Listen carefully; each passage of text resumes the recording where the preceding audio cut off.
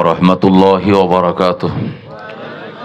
نحمده ونستعينه ونستغفره ونؤمن به ونتوكل عليه ونعوذ بالله من شرور أنفسنا ومن سيئات أعمالنا.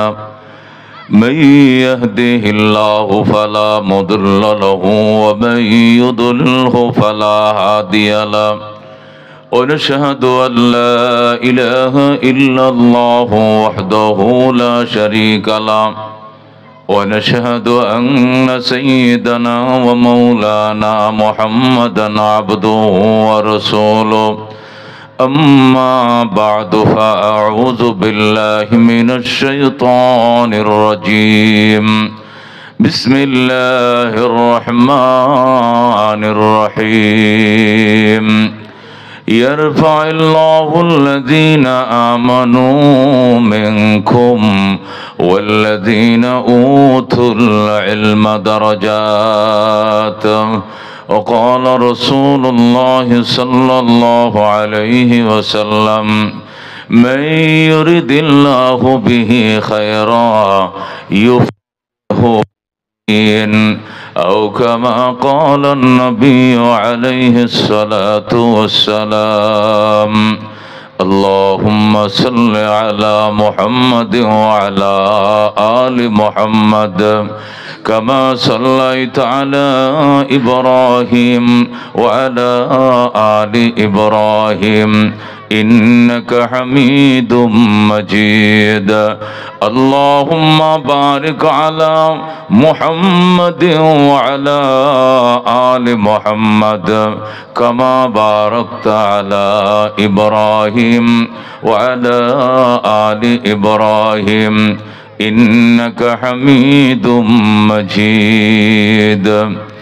खिलौना समझ कर बिगाड़ो ना हमको कि हम भी किसी के बनाए हुए हैं। बलगल उला बिकमालिही कशफत दुजा बिजमालिही हसनत जमीअ खसालिही सल्लो अलैहि व आलिही।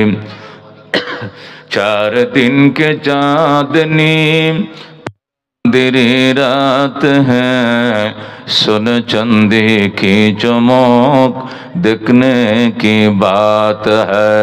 बलगल उला बिकमालिही कशफत दुजा बिजमालिही हसनत जमीअ खसालिही सल्लो अलैहि व आलिही। मोहब्बत शद ला इलाहा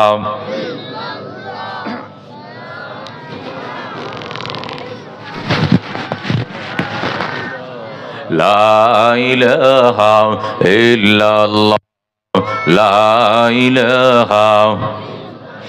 दुर्फशानी ने तरीक़त रोको दरिया कर दिया, दिल को रोशन कर दिया, आँखों को बीना कर दिया। ला इलाहा इल्लल्लाह ला इलाहा।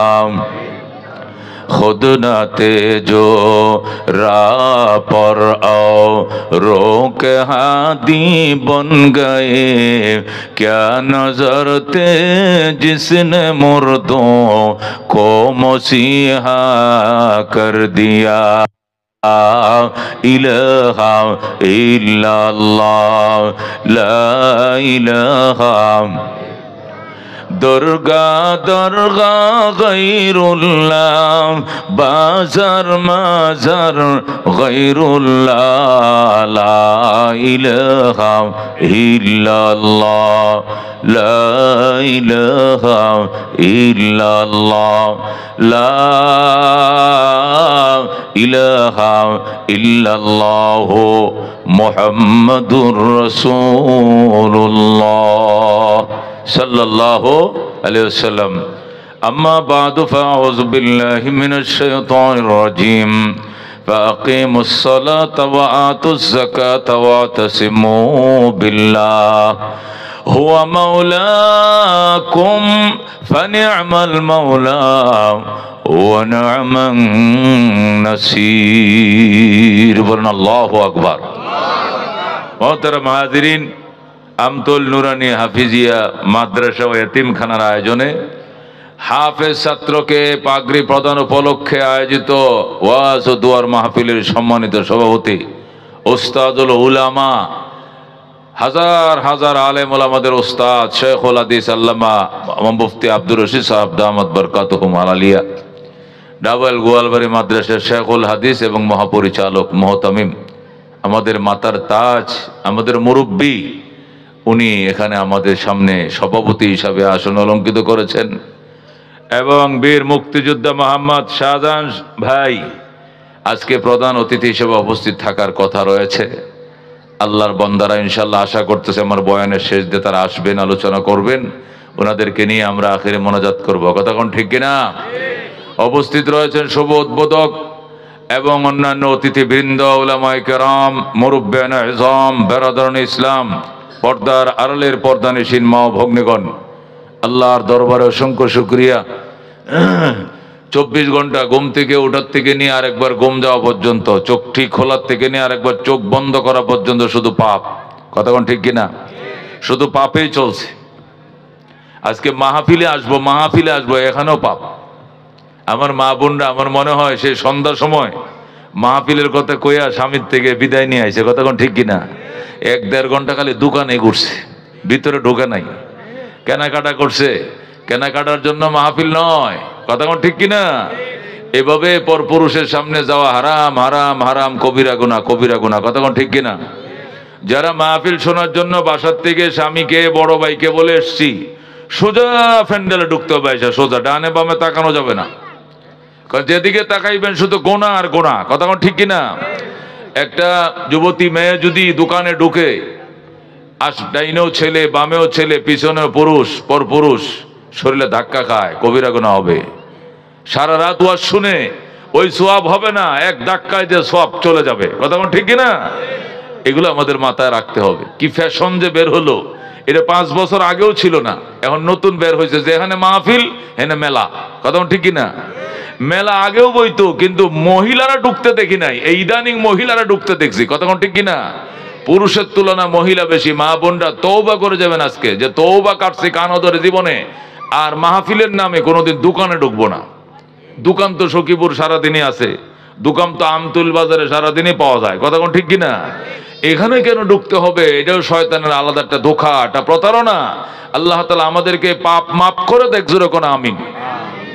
মুহতারাম হাজিরিন, আমি খুতবা দুরূদ শরীফের পরে এই লাস্ট পর্যায়ে এসে আমি একটা আয়াতে কারিমা তেলাওয়াত করছি। এই আয়াতের অধীনে কিছু কথা বলতে চাই, শুনতে রাজি আছেন ইনশাআল্লাহ? এই আয়াতে কারিমার মধ্যে আল্লাহ 3টা ডিউটির কথা বলছেন। কয়টা ডিউটি? জোরে কোন কয়টা ডিউটি?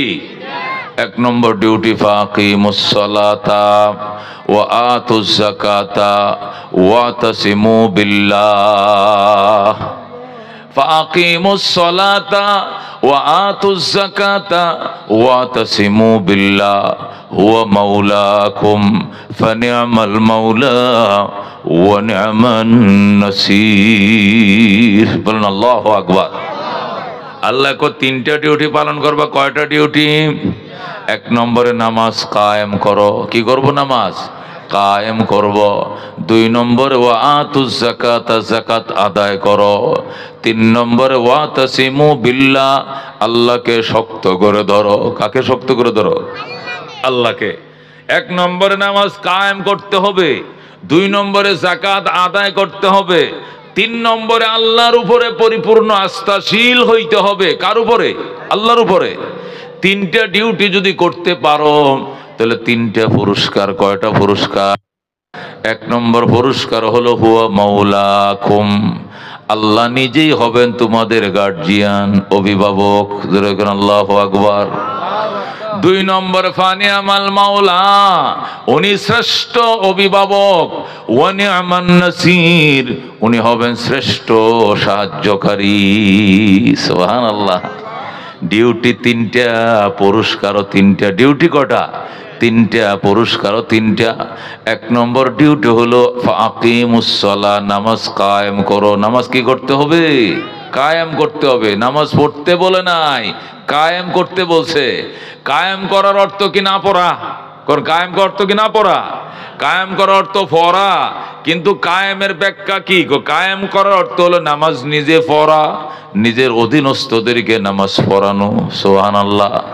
আমি নামাজ পড়বো, আমার যে স্ত্রী, আমি নামাজি মানুষকে বাট্টা পাক করে দেব, সেও যেন, ওই পাককারী মেয়েটাও যেন নামাজি হয়, ঠিক কি না?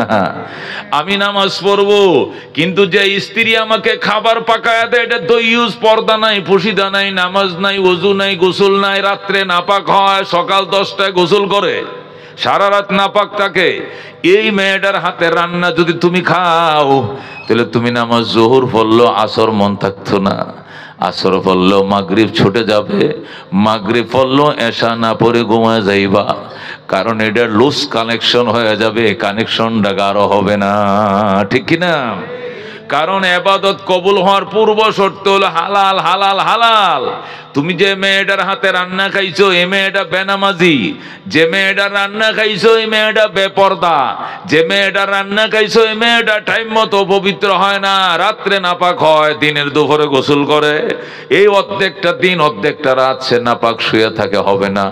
এই জন্য আল্লাহ কয় ফাকিমুসসালাহ, মানে নামাজ সম্মিলিতভাবে পড়ো। সম্মিলিত মানে তুমিও পড়ো, তোমার ওয়াইফেরও পড়াও, তোমার ছেলেটাকেও পড়াও, তোমার মেয়েটাকেও পড়াও, তোমার দোকানের কর্মচারী পড়বে, তোমার গাড়ির ড্রাইভারও পড়বে, তোমার অধীনস্থ সকল বালেগ বালেগা নারী পুরুষ নামাজ আদায় করতে হবে। এটাকে বলা হয় আকিমুসসালাহ। কথা কোন ঠিক কিনা? যে মানুষের ফ্যামিলির মধ্যে নামাজি কম, শুধু একা নামাজ পড়ে, এর নামাজ জীবনেও ঠিক হবে না। যে ফ্যামিলিতে শুধু একজন নামাজি, বাকিরা কেউ নামাজ পড়ে না, ওই ফ্যামিলিতে নামাজ 100% আদায় হবে না। কেন হবে না? ফজরের টাইমে সে গভীর রাত্রে ওয়াজ শুইনা ঘুমাইছে, সকালে তার কেউ ডাইকা দেওয়ার মতো লোক ছিল না, কারণ তার ফ্যামিলিতে সে ছাড়া তো নামাজ আর কেউ পড়েও না, সকালে কেউ উঠেও না, এ কপাল ফোরারে কেউ ডাইকাও দেয় নাই। এই জন্য এক ঘুমে সবার নামাজ কাজা। যারা নামাজি মানুষ ছিল তার নামাজটাও কাজা। কথা কোন ঠিক কিনা? এই জন্য আল্লাহ বলেন ফাকিমুসসালাহ, নামাজ দলবদ্ধভাবে পড়ো, মানে তুমি পড়ো, বউরে পড়াও। তুমি উঠতে না পারলে বউ উঠে যাইবে, তোমার জায়গায় দিবে। কথা কোন ঠিক কিনা? তুমি জায়গা গেছো, বউ জাগতে পারে নাই, তুমি বউরে জায়গায় দিবা। তুমি আগে উঠলে বেগম রে ডাইকা দিবা, বেগম আগে উঠলে তোমার ডাইকা দিবে। তোমরা কেউ উঠতে পারো নাই, ছেলে আগে উঠছে, ছেলে ডাইকা দিবে। ছেলে উঠতে পারে নাই, মেয়ে নামাজি, মেয়ে উঠছে, মেয়ে বলবে মা উঠো, বাবা উঠো, ভাইয়া উঠো, আজান দিয়ে দিছে। নামাজি মানুষ বেশি থাকলে পরিবারে একজন না একজন উঠলেই বাকি সবাই উঠা নিশ্চিত হয়ে যায়। আর একজন যদি হয় নামাজি আর সব হয় বেনামাজি, এই নামাজি মানুষের নামাজ বারবার ছুটবে, সাহায্যকারী কেউ নাই। কথা কোন ঠিক কিনা? এই জন্য আল্লাহ বলছেন ফাকিমুসসালাতা, নামাজ কায়েম করো। নামাজ কি করো? কায়েম করো। নামাজ কায়েমের একটা ব্যাখ্যা হইল নিজে নামাজ পড়া, অধীনস্থদেরকে নামাজের তালিম দেওয়া, নামাজের জন্য দাঁড় করানো। 2 নম্বর ব্যাখ্যা হলো জামাত সহকারে নামাজ পড়া, জামাত সহকারে নামাজ পড়া। 3 নম্বর ব্যাখ্যা হলো নামাজের কাতার সোজা করে নামাজ পড়া। নবী বলছেন সাফু সুফুফাকুম ফাইন্না তাসবিয়াতাস সুফুফ মিন ইকামাতিস সালাহ। নবী বলছেন সাফু সুফুফাকুম, উম্মত রে নামাজ কাতার সোজা করে নামাজ পড়ো। সাফু সুফুফাকুম, কাতার সোজা করে নামাজ পড়ো। ফাইন্না তাসবিয়াতাস সুফুফ মিন ইকামাতিস সালাহ, কারণ কাতার সোজা করা এটাও আকিমুস সালার একটা ব্যাখ্যা। আল্লাহু আকবার। এই জন্য কাতার সোজা করে নামাজ পড়া, জামাতে নামাজ পড়া, অধীনস্থদেরকে নিয়ে নামাজ পড়াকে বলা হয় আকিমুস সালাহ। যেরকম আল্লাহু আকবার। শুধু একা একা নামাজ পড়লে জীবনেও আকিমুস সালাহ হবে না। নামাজ পড়লো নামাজটা আদায় হবে না, সহিভাবে হবে না, বিশুদ্ধভাবে হবে না, কারণ বেনামাজির রান্না খাইলে নামাজ কবুল হবে না। কথা কোন ঠিক কিনা? এই জন্য অনিবার্য কারণে তোমার ফ্যামিলির লোকের নামাজ তোমার নামাজের জন্য খুবই দরকার। নতুবা তোমার ফ্যামিলির অন্য সদস্যরা যদি নামাজ না পড়ে, অনেক সময় তুমি নামাজ পড়তেই পারবা না, ডাইকা দেওয়ার না থাকবে না। নামাজ যদি পড়তেও পারো, পড়বা কষ্ট করে ঠিক, কিন্তু নামাজটা আদায় হবে না। কারণ বাকিরা কেউ পাক পবিত্রতা বুঝে না। এই নাপাক শরীর নিয়ে রান্না বান্না করে তোমারে খাওয়াইছে, ওনার কারণে তোমার নামাজও কবুল হবে না। কথা ঠিক কিনা? এই জন্য আল্লাহ বলেন নামাজ কায়েম করো, 2 নম্বরে যাকাত আদায় করো, 3 নম্বরে ওয়াতাসিমু বিল্লাহ, আমি আল্লাহকে শক্ত করে ধরো। কারে ধরবা শক্ত করে? আল্লাহরে। দলকে শক্ত ধরে ধরে লাভ নাই, দল আজকে আছে কালকে নাই। কথা কোন ঠিক কিনা? কত বড় একটা শক্তিশালী দল ছিল, যারা বলতো 41-এর আগের আমাদেরকে কেউ নামাইতে পারতো না। কথা কোন ঠিক কিনা? কিন্তু আজকে তারা কোথায়, কোনো খোঁজ খবর পর্যন্ত পাওয়া যায় না, হারাই গেছে। কথা কোন ঠিক কিনা?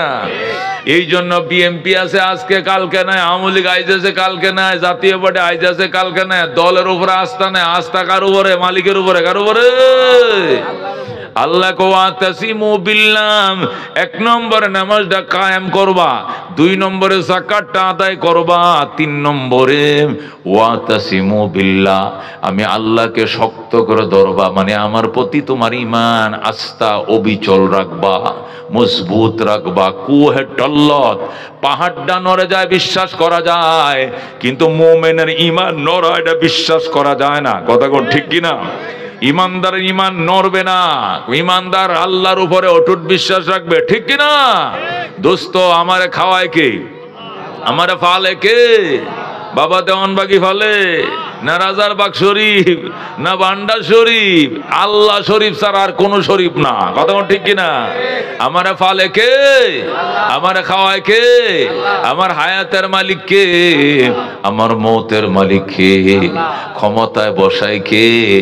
কানো ধরে ক্ষমতার থেকে নামায় কে? কে নামায়? বিশ্বাস। এই জন্য আল্লাহকে ওয়াতাসিমু বিল্লাহ, নামাজ কায়েম করো 1 নম্বর ডিউটি, 2 নম্বর যাকাত আদায় করো, 3 নম্বরে আমি আল্লাহকে শক্ত করে ধরো, মজবুত করে ধরো। 3টা কাজ যদি করতে পারো তাহলে তোমার পুরস্কারও 3টা। 1 নম্বর হুয়া মাওলাকুম, আমি আল্লাহ হয়ে যাব তোমার অভিভাবক। সুবহানাল্লাহ। দেশে থাকো বিদেশে থাকো, যেখানে থাকো না কেন, তোমার গার্জিয়ান আমি নিজে আল্লাহ। আল্লাহু আকবার। এটা দুনিয়ার যেমন তেমন গার্জিয়ান নয়, ফানিয়ামাল মাওলা, আমি শ্রেষ্ঠ গার্জিয়ান। বলেন আল্লাহু আকবার। ওয়া নি'মান নাসির, আমি হব শ্রেষ্ঠ সাহায্যকারী। এত বড় সাহায্যকারী জগতে আর কোথাও পাইবা না। কথা কোন ঠিক কিনা? এই জন্য আল্লাহ আমাদের গার্জিয়ান হবেন। 1 নম্বর আমাদের গার্জিয়ান কে হবেন? নামাজ কায়েম করলে, যাকাত আদায় করলে, আল্লাহর উপরে আস্থাশীল হলে 3টা পুরস্কার। 1 নম্বর পুরস্কার হলো আল্লাহ আমাদের অভিভাবক হয়ে যাবেন, তিনি আমাদের গার্জিয়ান হয়ে যাবেন। তিনি শ্রেষ্ঠ গার্জিয়ান, শ্রেষ্ঠ সাহায্যকারী। যেখানে আমার চেষ্টা শেষ, সেখানে তার সাহায্য আরম্ভ হবে। ঠিক কিনা? বিপদে আপদে সর্বদাই সদায়, হায়াতে মৌতে, মরণের বিছানায়, কবরে, হাসরে, মুজানে, ফুলসিরাতে সাহায্য কে করবে? কে করবে? একমাত্র আল্লাহ। কথা কোন ঠিক কিনা? এই জন্য দুস্থ আল্লাহর সাহায্য সহযোগিতা পাইতে হলে 3টা কাজ আমাকে আপনাকে করতে হবে। আল্লাহ বান্দাকে কেমনে সাহায্য করে, এটার একটা উদাহরণ দেওয়ার জন্য তাফসীরের মধ্যে একটা ঘটনা লেখছে, বলবো নি ঘটনা? আল্লাহ মানুষকে দুঃসময়ে কেমনে সাহায্য করে এর একটা উদাহরণ কিতাবের মধ্যে আসছে। তাফসীরে আকামুল কোরআনওয়ালা লেখে, ইয়েমেনের একজন বিখ্যাত ওলি ছিলেন। কোন দেশে? ইয়েমেনে। ইয়েমেনে এমনি ওলির সংখ্যা বেশি। ইয়েমেনের মধ্যে কে সংখ্যা বেশি? ওলির সংখ্যা বেশি। শাহজালাল ইয়েমেনি। কোন শাহজালাল? কোন শাহজালাল বাড়ি কই? সিলেট। সিলেট। শাহজালাল বাড়ি কই? ইয়েমেন। শাহপরান ইয়েমেনি, শাহ সুলতান ইয়েমেনি, শাহ মাখদুম ইয়েমেনি। দেখছেন নি কারবার? বেশিরভাগ ওলিয়া উলিয়া, 360টা ওলিয়ার দেশ বাংলাদেশ, বেশিরভাগ ওলিয়া উলিয়ার বাড়ি কই? ইয়েমেন। আমেন। কথা কোন ঠিক কিনা? বুখারী শরীফের হাদিস, ক্বালা রাসূলুল্লাহ সাল্লাল্লাহু আলাইহি ওয়াসাল্লাম, আল ঈমানু ইয়ামানুন। বলুন আল্লাহু আকবার। হাদিসের মধ্যে আসছে, নবী বলেন আল ঈমানু ইয়ামানুন, ঈমান ইয়েমেনে থাকে। ঈমান কই থাকে? ইয়েমেনে থাকে। ঈমান কই থাকে? ইয়েমেনে থাকে। তো বাংলাদেশে কি ঈমান নাই? আছে তো। ইয়েমেনের কথা বললো কেন? কই ইয়েমেনের ঈমানের স্পিরিট বেশি। বলেন আল্লাহু আকবার। ইয়েমেনে ঈমানের নির্যাস বেশি। ইয়েমেনের মধ্যে ঈমানের পাওয়ার বেশি। ইয়েমেনের মানুষের ঈমানের শক্তি বেশি। কথা কোন ঠিক কিনা? ইয়েমেনের ঈমানের কি বেশি? শক্তি বেশি। আমাদের এই ত্রিপুরা রাজ্য ছিল, সিলেটটা আগে কোন রাজ্য ছিল? ত্রিপুরা রাজ্য ছিল, এখন বাংলাদেশ রাজ্যের মধ্যে দিয়ে দিছে। আগে এটা কই ছিল? ত্রিপুরায় ছিল। কথা বুঝছেন কি বলছি? বাংলাদেশের যে সিলেট এলাকাটা, এটা এখন তো বাংলাদেশে পড়ছে, কিন্তু আগে এটা কোন রাজ্য ছিল? ইন্ডিয়ার ত্রিপুরা রাজ্য ছিল। দেখেন না, এখনো এরা তো ওই যে ত্রিপুরার কথাই কয়। সিলেটের কোন ভাষায় কথা কয়? ত্রিপুরায় কথা কয় না, বাংলাদেশি কথা কয়, ত্রিপুরার ভাষায় কথা কয়। মেসাব খায় লৌকা, দুই লৌকা। হ্যাঁ, কথা কোন ঠিক কিনা? এই মেসাব হুকনা গু খাইবা না কাঁচা গু খাইবা? বুঝে ওয়াজে গেছি, পরে ভাত খাওয়াইছে, খাওয়ানোর পরে সুবারির বাটা দেয় না, পান সুবারি। পান সুবারি দিয়ে হুকনা গু খাইবা না কাঁচা গু খাইবা হৌকা। আমি তো বেকুফ হয়ে গেছি, কিতা গু খাইতাম কিতা কয়? হুকনা গু খাইবা না কাঁচা গু খাইবা মেসাব খৌকা। আমি তো মুসিবতে বললাম, গু খাইতাম কি লাগিয়া? আমি গু খাই না। কম মিয়া সাহেব তুমি বুঝতাই না, গুয়া গুয়া কইতেছে, গুয়া ওই যে সুবারি সুবারি। এ তর্জমা করতেছে আমারে, কই গুয়া চিনুনি? গুয়া মিয়া সাহেব গুয়া তো চিনি। কই হে গুয়ারে আমগো দেশে গু কয়, মানে শুকনা সুবারি খাইবা না কাঁচা সুবারি? এটারে কয় হুকনা গু খাইবা না কাঁচা গু খাইবা। দেখ আমি যে তোরা ত্রিপুরার কয়, এই জন্য তো কয়। তোরা বাংলাদেশের কোন জায়গার মধ্যে সুবারি রে গু কয়? হারামজাদা। হুকনা গো খাইবা না কাঁচা গো খাইবা? আমি যে কোস্তা গো খাইতাম না, আমি ভানে খাই না, পরে খাইছি না। চিন্তাটা করছে। আমি নামাজ পড়তেছি, পরে কুত্তা গেছে সামনে দেয়, রাস্তার পাশে গাড়ি দাঁড় করে, মহাশয় হাইওয়ে, সিলেট হাইওয়ের সামনে নামাজের টাইম যেতেছে, আসরের নামাজ পড়তেছি, গাড়ি দাঁড় করায় পরে দাঁড়াইছি, আমার খাদেম এবং ড্রাইভার পিছনে। কুত্তা দৌড় মারছে ওই রাস্তার ওই পাশে, রুয়া লাগাইতে। রুয়া গাড়ায় না, রুয়া গাড়ায় না, সিলেটি মানুষ রুয়া লাগাইতে যায়। এটা রুয়া গাড়ানো তো আইছে, আমার ফতুয়া দিত। মেয়া সাহেব আপনার তোমার নামাজ ওইটা আনা। আমি গেলাম কিতান লাগে ওইটা আনা? কুত্তা মিয়া সামনে দিয়ে গেছুন গিয়া। কুত্তারে কয় গেছুন গিয়া মানে আপনি, আমারে কয় তুমি। এটা সিলেটের ভাষা।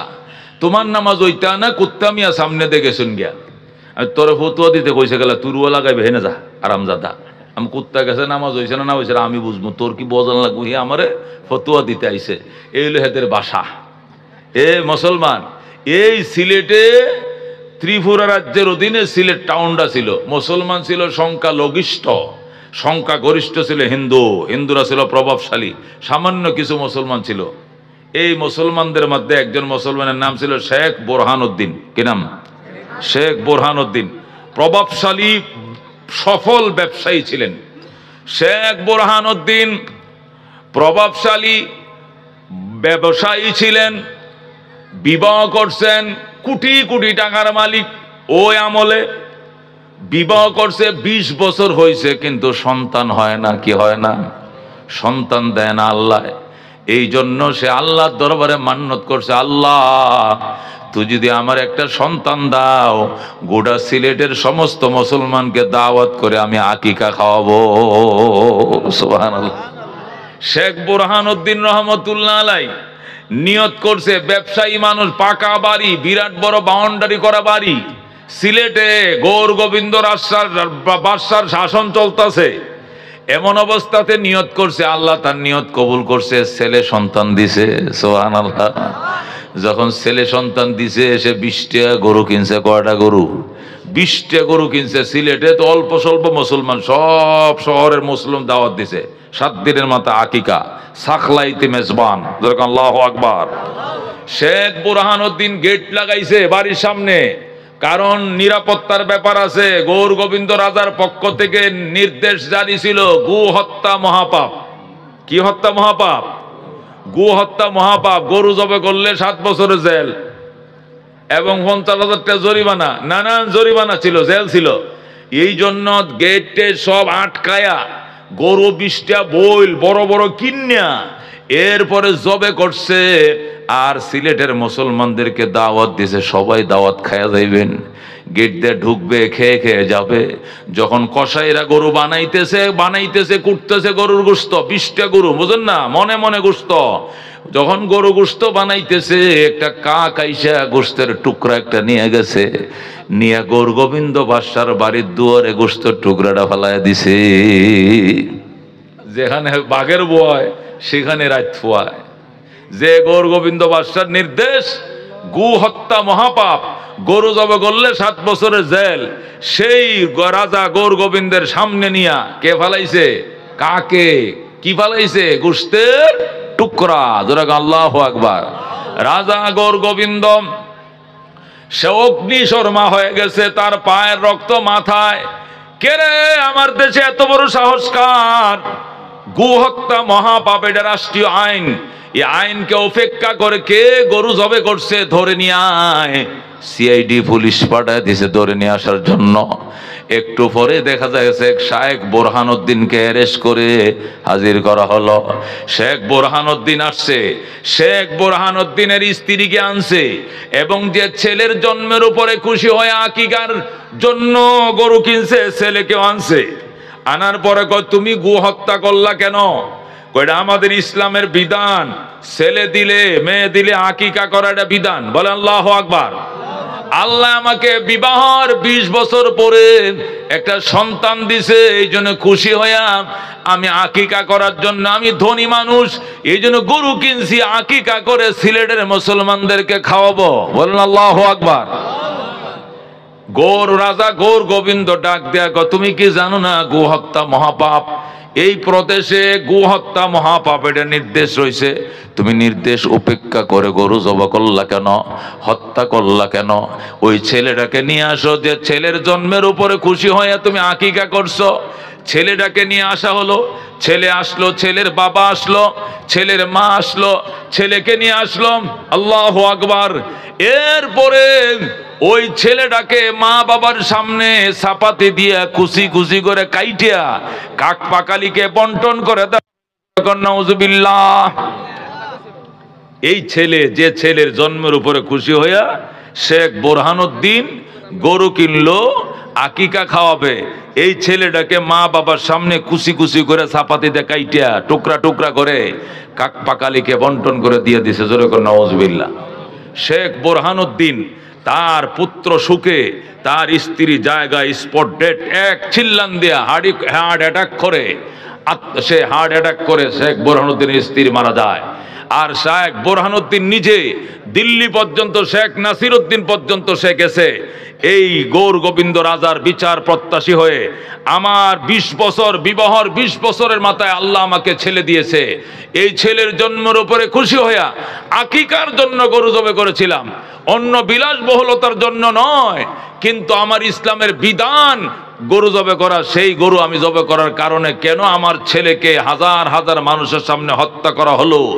বিচার চাই। বিচার চেয়ে গোটা দিল্লিতে পর্যন্ত করেছেন, কেউ বাদশাহ নাসিরউদ্দিন সহ কেউ সাহস পায় নাই এই গৌর গোবিন্দের বিচার করার জন্য। অবশেষে সেই পাগল হইয়া শেখ বোরহানউদ্দিন বাইতুল্লাহ গেলেন। আল্লাহু আকবার। আল্লাহর ঘরে যায় গিলাফে ধরে কাঁদতেছেন, আল্লাহ ও রব্বুল আলামিন, আমি তোমার প্রতি আস্থাশীল। আল্লাহ গো, তুমি বিচার করো। আমার মাসুম নিষ্পাপ সন্তানটার বয়স মাত্র 7 দিন। আমার সন্তানের জন্মের উপরে খুশি হইয়া আমি গরু জবে করেছিলাম আকিকার জন্য। আমার এই বিচার আমাকে করতো, কিন্তু আমার সন্তানটাকে মেরে ফেললো কেন? ইয়া আল্লাহ, জমিনের মধ্যে বহু ধারে ধারে দৌড়াইছি, কোথাও বিচার পাই না। অবশেষে আপনার দরবারে ফিরে এসেছি। আল্লাহ, আপনি আমার এই সন্তানের রক্ত যারা রঞ্জিত করেছে, রাজা গৌর গোবিন্দের বিচার করেন। আল্লাহু আকবার। ও দুস্থ শেখ বোরহানউদ্দিন আল্লাহর দরবারে এমন কান্না কাঁদতেছে, কানতে কানতে বোরহানউদ্দিন নাকে মুখে ফ্যান বাইর হয়ে গেছে, হাতিমে কাবার মধ্যে অজ্ঞান হয়ে পড়ে রয়েছে। একটু পরে হযরতে শাহজালাল ইয়েমেনি আল্লাহর ঘর তওয়াফ করার জন্য বাইতুল্লাহ হাজির হয়ে গেছে। শাহজালাল ইয়েমেনি রহমতুল্লাহ আলাইহি আল্লাহর ঘর তওয়াফ করার টাইমে দেখছে একটা লোক অজ্ঞান হয়ে পড়ে রয়েছে। জিজ্ঞাসা করছে, এই লোকটা অজ্ঞান কেন, মাথায় পানি ডালো। কয় স্যার, এর ছেলে মেরে ফেলছে, এর বাড়ি হিন্দুস্তান। এর বাড়ি হিন্দুস্তানে, তখন তো বাংলাদেশ হয় নাই, এর বাড়ি হিন্দুস্তানের ত্রিপুরা প্রদেশে। তার ছেলে গৌর গোবিন্দ রাজায় হত্যা করে ফেলেছে। ছেলের সুখে সে স্ত্রীও হারাইছে, ছেলে তো হারাইছে। আজকে সে দেওয়ানা হয়ে আল্লাহর ঘরে কাঁদতে কাঁদতে অজ্ঞান হয়ে গেছে। এর বিচার করার মতো কোনো মানুষ হিন্দুস্তানের মধ্যে নাই। বাদশাহ হযরতে শাহজালাল ইয়েমেনি রহমতুল্লাহ আলাইহি ডাক দেখো, আমারে আল্লাহর ঘরটা 7টা চক্কর দিতে দাও, এরপরে আমি কথা বলতেছি মালিকের সাথে। আল্লাহর ঘরটা 7টা তওয়াফ করার পর আল্লাহর ঘরের গিলাফে ধরে কান্দে, আল্লাহ আমি আর ইয়েমেনে ফিরে যাব না, মুসলমানের রক্তের প্রতিশোধ নেওয়ার জন্য আমিও যাব বাংলায়। আল্লাহু আকবার। সেই শাহজালাল ইয়েমেনি রহমতুল্লাহ আলাইহি তার সফর সঙ্গীদেরকে নিয়ে ওই জিদ্দা সাগরে এসে যায় নামাজ ভিজাইছে। যায় নামাজে বৈশা নামাজ পড়ে সালাম ফিরে দেখে বাংলাদেশের ঘাটে ভিড়ছে যায় নামাজ। আল্লাহু আকবার। তিনি বাংলাদেশে আসলেন আইসা ভাগিনা সহ, আল্লাহু আকবার, শাহজালাল ইয়েমেনি তার ভাগিনা হযরত শাহপরান ইয়েমেনি সহ বহু বুজুর্গদের কাফেলা সেখানে আসছিল। আসার পরে শাহজালাল বললেন, সিলেটের মুসলমানদেরকে আসতে বলো। হাজার হাজার মুসলমান একত্রিত হলো। হযরত শাহজালাল বললেন, বালেগ হওয়ার পরে আসরের নামাজ কাজা হয় নাই, এমন কে আসো সামনে আসো। বালেগ হওয়ার পরে জীবনে আসরের নামাজ কাজা হয় না এমন কেউ থাকলে সামনে আসো। কেউ সামনে আসতে সাহস পায় না। শাহজালাল বলে, আসরের নামাজ কাজা হয় না এমন কেউ কি নাই? কেউ নিশ্চিত করে বলতে পারে না। কয় কাজা হইতেও পারে। শাহজালাল কয়, এই জন্যই তো তোমরা মায়ের খাও, নামাজের নামে খবর নাই, আল্লাহর গোলামির নামে খবর নাই। আল্লাহর সাহায্য তোমরা কোত্থেকে পাইবা? বাগিনা শাহপরান তোমার কে খবর? শাহপরান ডাক দেখো, মামা কিসের আসর কিসের ফজর? বালেগ হওয়ার পরে জীবনে কোন নামাজ কাজা হইছে বলে আমার মনে হয় না। আল্লাহু আকবার। শাহজালাল কয়, বাগিনা তাহলে আমার বদনাটা, আমি যে বদনা, বিশেষ বদনা যেটা উজু গোসল করি, ওই বদনা দিয়ে সুরমার ঘাট থেকে এক বদনা পানি আনো, বিসমিল্লাহ বলে বদনাটা ভরবা।